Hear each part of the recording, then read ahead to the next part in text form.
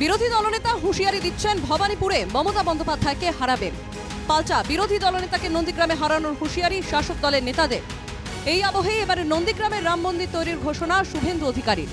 রামনবমীতে নন্দীগ্রামে সোনাচূড়ায় হবে মন্দিরের শিলান্যাস।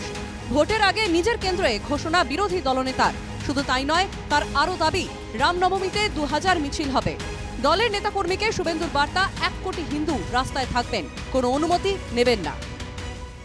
আমরা শিলান্যাসের মাধ্যমে নন্দীগ্রামের দক্ষিণ প্রান্তে আমরা রাম মন্দিরের আদলে একদম সুন্দর একটি রাম মন্দির নির্মাণ করব, যেখানে ভক্তদের আবাসগৃহ থাকবে এবং আয়ুর্বেদিক হোমিওপ্যাথিক ডিসপেন্সারি সহ একটি পূর্ণাঙ্গ পরিষেবা আমরা ওখান থেকে সনাতন হিন্দু জনগণকে দেব।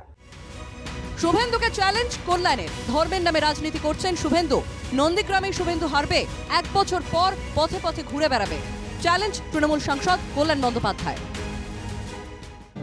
শুভেন্দু অধিকারী হাইকোর্টের আশীর্বাদ আছে বলে ঘুরে বেড়াচ্ছে আর বড় বড় কথাবার্তা বলছে। নাহলে ওর এতদিন জেলখানাতেই থাকার দরকার ছিল, জেলখানাতেই থাকে। নন্দীগ্রামে এবার ওকে হারিয়ে ছাড়বো। আর ওর এমএলএ হিসেবে ডিউরেশন মাত্র 1 বছর, তারপরে রাস্তায় ঘুরে বেড়াবে। আগেও যেমন বলেছিলাম, আজও আবার বলে যাচ্ছি, 1 বছর পর রাস্তায় ঘুরে। দেশের সংবিধান সকলকে নিয়েই চলার বার্তা দেয়। সকলকে নিয়ে চলতে হবে, বিভাজনের রাজনীতি চলতে পারে না, এমনটাই দাবি মন্ত্রী চন্দ্রিমা ভট্টাচার্যের। ভারতবর্ষের সংবিধান বলে যে অনেক রকম রং থাকবে, রাজনীতিতে অনেক রকম রং থাকবে, কিন্তু তার মানে এই নয় একে অপরকে অশ্রদ্ধা করা। একটা রঙের রাজনীতি চলবে এ তো হয় না।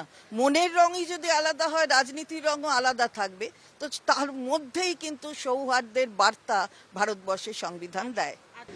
আমাদের বিভাজনের রাজনীতি আসবে না, কেউ কেউ ভাবেন, কিন্তু কোনোদিন বিভাজনের রাজনীতি বাংলায় আসবে না। কারণ শ্রী চৈতন্যের বাংলা প্রেমের বাংলা, আনন্দের বাংলা। মেরেছ কলসির খানা, তাই বলে কি প্রেম দেব না? সবাইকে ভালোবাসে। কুণালের নিশানায় গেরুয়া শিবির।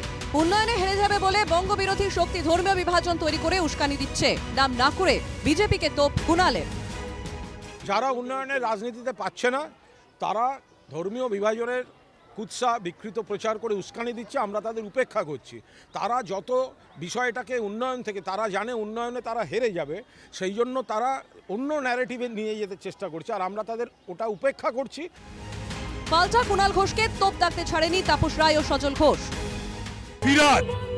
ফিরাদ যখন দাওয়াতে ইসলাম বলছে, মিনি পাকিস্তান বলছে, হামিদুল বা হুমায়ুনরা যখন বলে তাদের সেই শরিয়াত আইনে নাকি এইসব রয়েছে, আর ভাগীরথীর গঙ্গায় আমরা 70% 30%কে কেটে ফেলে দেওয়া হবে, ভাসিয়ে দেওয়া হবে, তখন কুণালের কোনো স্টেটমেন্ট আমরা শুনি না। পূর্ব মেদিনীপুরের দীঘায় রাজ্যের পৃষ্ঠপোষকতায় তৈরি হচ্ছে জগন্নাথ মন্দির। এবার সেই জেলারই নন্দীগ্রামে রাম মন্দির তৈরির ঘোষণা বিরোধী দলনেতার। এই ঘোষণাকে মমতার জগন্নাথ মন্দিরের পাল্টা হিসেবেই দেখছে রাজনৈতিক মহল। Bureau report, NKTV Bangla.